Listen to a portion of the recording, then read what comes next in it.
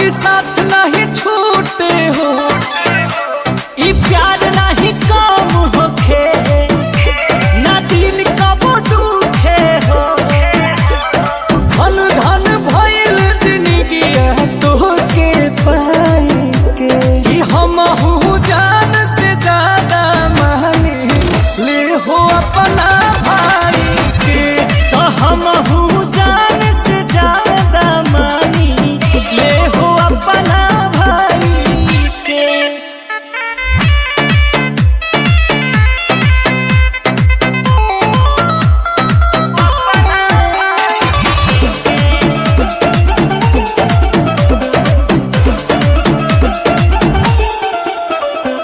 भगिया हो तोहर खिल जाला, जेकरा के भाई मिल जाला।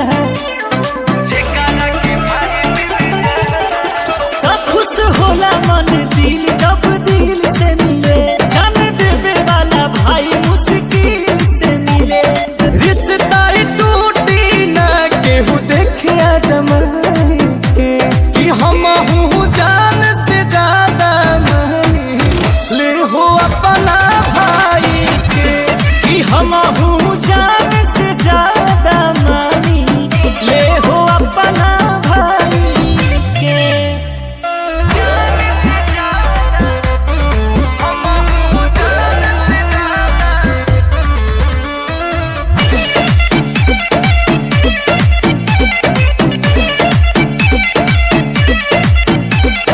साथ बाटे जन्म जन्म के, भूली हो न कहबो तू हमके।